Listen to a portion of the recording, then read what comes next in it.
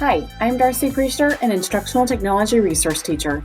In this video series, I spotlight EdTech tools and how you can integrate them effectively into your classes.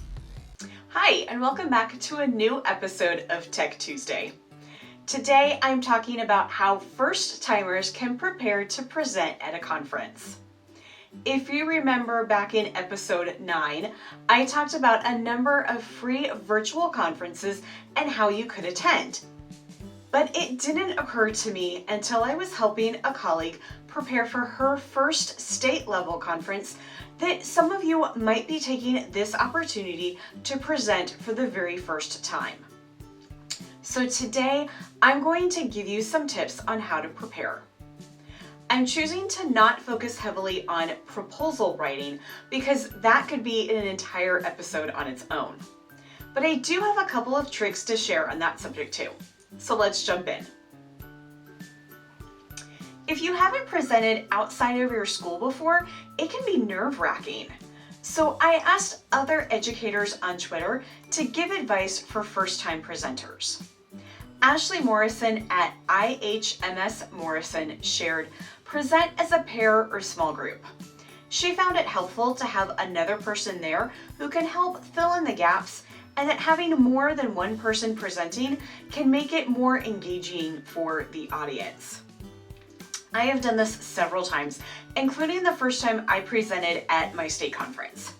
It does help to have another person who can share or reiterate information in a different way for your participants, or to split up parts of the presentation with, allowing each of you to cater to your areas of strength or expertise. Of course, you will want to figure this out before you submit your proposal. Ashley also shared that you should add in points where you are getting interaction from your audience, including using tools such as polls, Google Jamboard, or Mentimeter.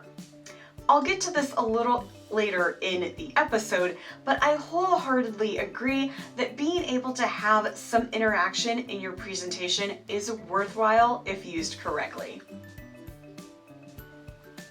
When I started presenting at state and national conferences, I wanted to present on a number of different topics, but I felt like I never had time to get the presentations exactly where I wanted them. But then I noticed that the keynote speakers and educators who do the conference circuit had a set rotation of certain sessions that they do for that conference season. And then they would create a new set of sessions for the next season. It does make a lot of sense to do the same sessions and presentations at different places.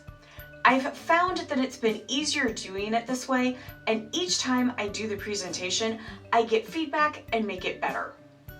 I can tweak things each time, and I've been able to ad-lib a little more and relax, having time to build relationships with participants because I'm not focused on worrying about what to say next.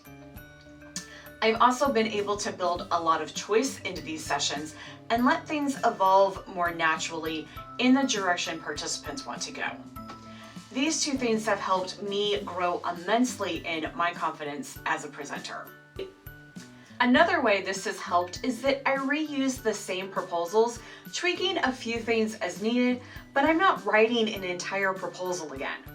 I keep a Google Doc for every conference session, actually every PD I do, even in my own building, with a session description and agenda.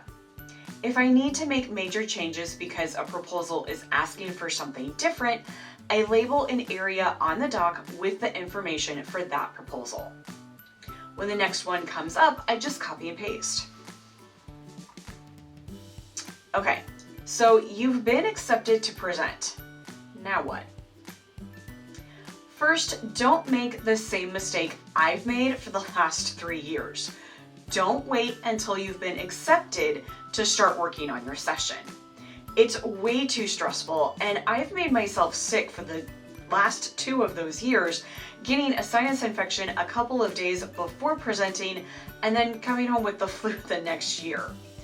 Even if you don't get accepted, there's probably another place that you can give that session, so start making. Next, How are you going to share the information with your audience? Will you use PowerPoint or Google Slides or Google Sites or Wakelet? Each one offers different features. PowerPoint is great, but in this digital age, your participants want to take a copy of your slideshow with them. If the conference is using a program such as Sketch to manage everything, you can upload the slideshow there. But if not, you need a way to share it.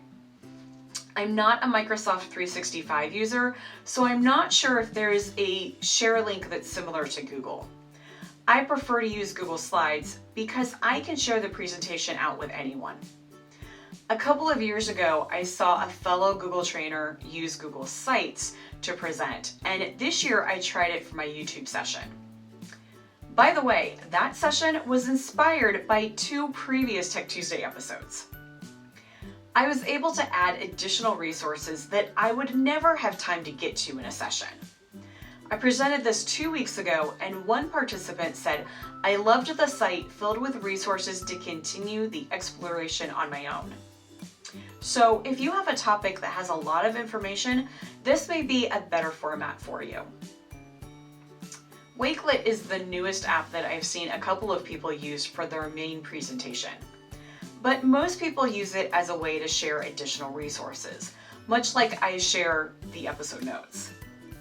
It's ultimately very practical, as you can add any kind of resource and share out the link or have collaborators. A URL shortener will be easier to use than sharing out a long URL or Google Share link. Bitly is the one I prefer to use because I can customize the back half of the URL for free, which means I can create a link that participants can remember after my session.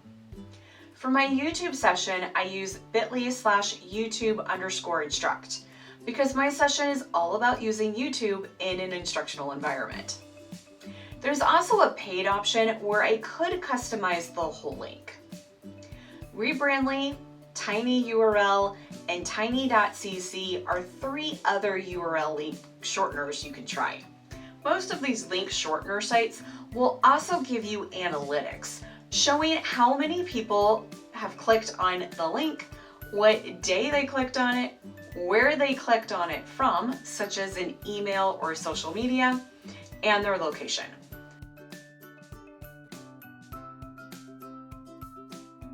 To use, simply copy the link you want to shorten, paste into the URL shortener of your choice, and it will shorten the link. This shorter link is the one you want to share out.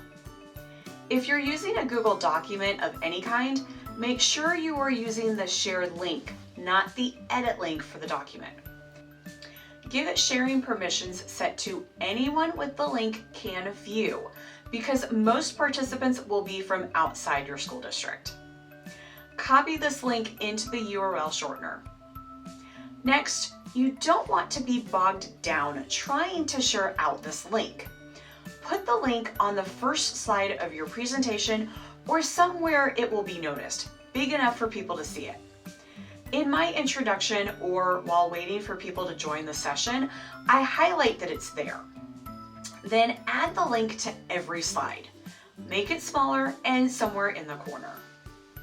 Especially in a virtual conference where you can have people coming in or out or get kicked off the internet, when they come in, being able to see that link no matter where you are in your presentation is super helpful. Now, I know we all hate icebreakers, but this is necessary to start building a relationship with your audience and create a positive learning environment, just like we do in our classrooms. This can also help you get an idea of what participants really need support with or what their interests are. This conference season, I'm doing a Google Workspace refresher, asking participants what top 3 Google tools they want to learn the most about. If they want to know more about forms, sites, and Jamboard, I'm not going to waste time talking about slides. I have a survey ready to give out before the session begins or as people come into the Zoom or into the room when they're face-to-face. But you can definitely do more fun things such as would you rather, or find some different items to put them in a Google form or Zoom poll, or use Google Jamboard and allow for collaboration. A few years ago, I found this design your own emoji template in Google Slides that can be used with Pear Deck. Or use what one of my Unison EDU colleagues, Patrick Husman, does. He creates different graphics with pictures, and you pick a number and add it to the chat. It could be, how is your day going? How do you feel? Etc. He does a great job of relating to the audience this way. I mentioned earlier in the episode that you will want to include some interaction in your session, and this doesn't matter if you are presenting face-to-face or virtually. Include polls through either Zoom, Google Forms, or Mentimeter to gauge the audience's prior knowledge, assess their understanding, or as a fun brain break or a transition. If you haven't heard of Mentimeter before, it's big at conferences and allows for real-time voting and live polling. While Mentimeter is free, you do have to pay for some features. I'll have a link to what's available in the free version in the episode notes. Kahoot and Pear Deck are also good examples of how to include interaction and are popular choices for tech tools. The use of roundtable style discussions grouped by grade levels, subject areas, skill levels, or interest in a tool or strategy, and with the use of Google Jamboard, could be one way to get participants to move around the room and share out ideas with the whole group, or you could start the session with participants already grouped in specific places around the room, so each person is surrounded by people with shared interests. In either case, this setup will better facilitate meaningful connections and dialogue. Well, in this grouping, you can include brainstorming activities, capture participants' input, or create an action plan, asking participants to share how they will apply their new information or what changes they will make upon returning back to their classrooms. Create separate Jamboard files per group and allow participants to move from frame to frame to capture their responses, or create one Jamboard where all participants respond on one frame for an activity and then move to the next frame for the next activity. It really depends on what works best for the participants. If technology isn't your thing, engage your audience by sharing your own stories, which will help connect participants to your topic. After the conference, they may not remember the idea, strategy, or tool that you shared, but they may remember your personal story and can look back through your materials or contact you. You can also ask the audience to share specific examples from their personal experience of the topic you are discussing. However, if you are showing participants how to do something specifically with technology or how to set something up, make sure to model the steps, not just explain them or have the steps listed on a slide. Physically walk participants through each step, as many in your audience will probably not have encountered this before. Again, if you are sharing resources that are any type of Google document or any resources such as a PDF that are stored on your Google Drive, make sure you give sharing permissions and use the share link.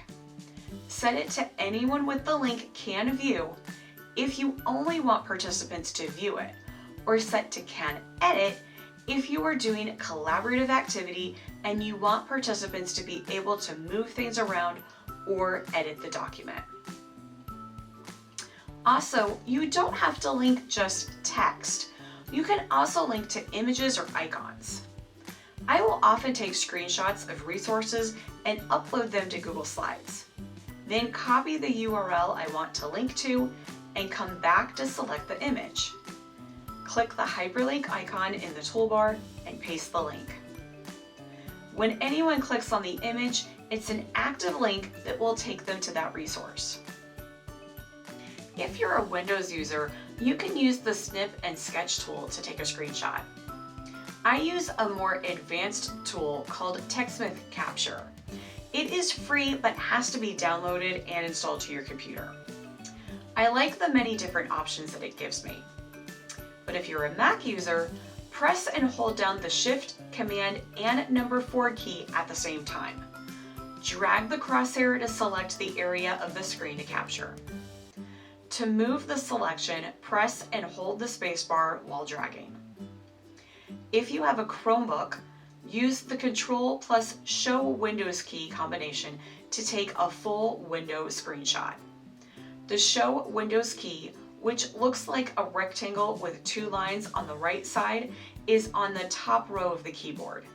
To take a screenshot of the portion of the screen, press the Shift plus Control plus Show Window keys. You'll see a crosshair icon. Then click and drag it until the part of the screen you want to copy is highlighted, and then let go. Any screenshot you take will end up in the Downloads folder. To find the folder, select the launcher at the left corner of your display. Look for the icon named Files under the search field. If you don't see it, select the up arrow and look for the Files app there. That icon will bring up the file manager.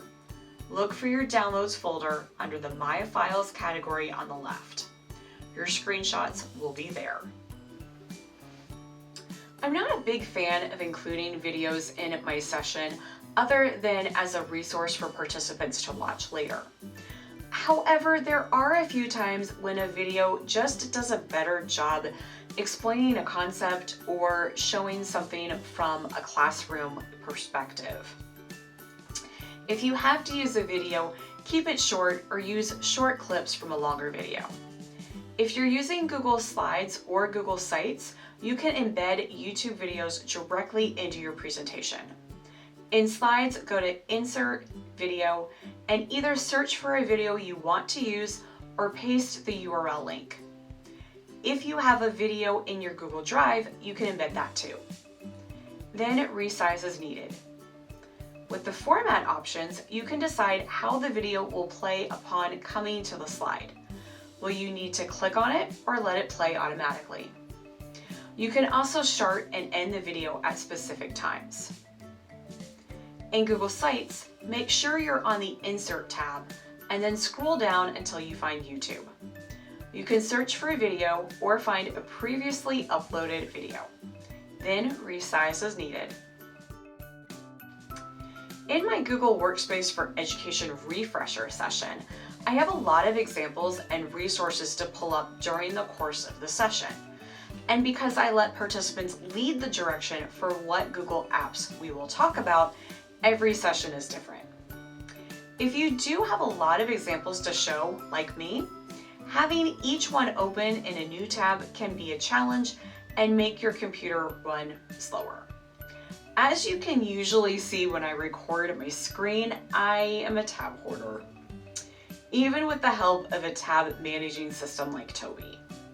TOBY is a Chrome extension that lets me save my tabs into collections. In the middle of my screen, you can see all the collections I have, and on the right are my current open tabs. I can drag one of these tabs to a collection, and the tab will automatically close in Chrome and be saved here. Or I can create a new collection to save it to. When I want to open the website again, I either click on the name of that site or open all the tabs in that collection. As I said with the Google Workspace refresher session, I let participants direct which apps we talk about. So I have put the resources I need for each session into separate collections. At the beginning of each session, I do a poll and ask for the top 3 apps. When I get to that app, I simply open a tab and TOBY opens. I find the collection and open all the tabs. I close each example or resource as I finish talking about it and do the cycle again when I get ready to move to the next app. It has kept me very organized during this session. I really can't say enough about having time to practice.